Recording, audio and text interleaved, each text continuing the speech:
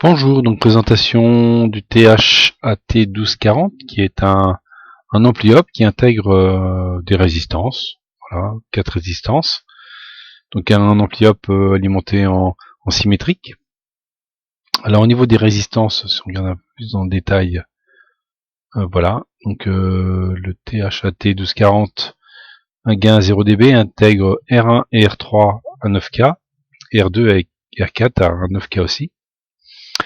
Si vous le prenez le 1243, donc on a moins 3 dB, donc pour 1 volt différentiel en entrée, on a 0,7 volts en sortie, sur Vout. Et puis à moins 6 dB, donc pour 1 volt en entrée, si entre moins et plus, si on a 1 volt, on a 0,5 volts environ en sortie. Donc on remarque que si on est en mode linéaire, bah forcément R2 est connecté à la sortie, hein, comme il y a marqué ici. Hein. Voilà, et si on veut faire un comparateur, et bien à ce moment-là, on relie l'entrée plus via la résistance R4 sur la sortie. Donc il y a plein de montages possibles. Moi, celui que je vous propose, il n'est pas dans la datasheet. Hein, voilà, c'est un comparateur à hystérésis. Donc je relie la sortie 6 à la bande 1. Hein, donc je relie en fin de compte Vout de la sortie 6 à VRF ici. Donc je réalise un comparateur à hystérésis. Donc comme R3 égale R4 égale 9K, en théorie le V+ oscille entre moins 9 et plus 9. Voilà, suivant l'intention de sortie. Hein. Si on a plus 18, on a plus 9 là. Si on a moins 18, on a moins 9 ici. Voilà. En pratique, on regarde, on voit que alimenté en symétrique, on est entre 16 et moins 16 volts. Donc la V+ sera égale ici à 8 volts, et là, dans ce cas-là, sera à moins 8 volts. Donc si on regarde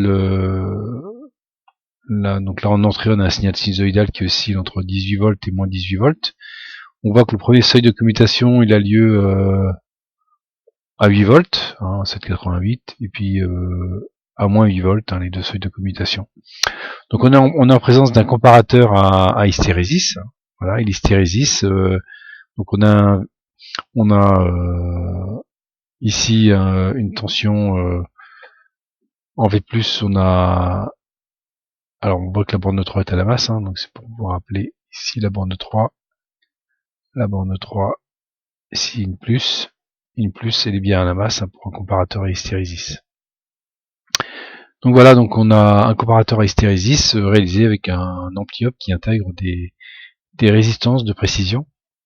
Voilà. Alors on peut faire des sommateurs, des soustracteurs, tout dépend comment réaliser le montage.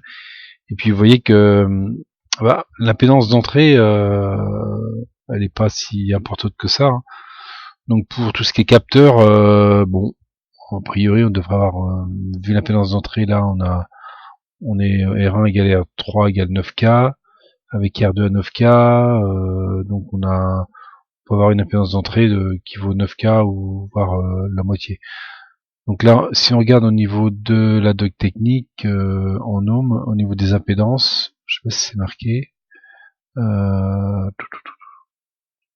c'est la résistance de charge. Est-ce qu'on parle des impédances d'entrée?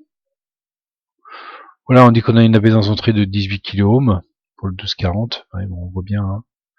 R1 égale R2 égale 9K, donc c'est la somme des deux. Hein. Voilà, il aurait été peut-être plus judicieux de mettre des valeurs de résistance un peu plus élevées pour avoir une impédance d'entrée et donc pouvoir attaquer directement pouvoir connecter directement un capteur. Mais là, vu les impédances, hein, ça fait quand même des valeurs de résistance assez faibles. Voilà, donc ce THAT 1240 ampli op qui intègre 4 résistances en son sein pour différents types de montage. Merci, au revoir.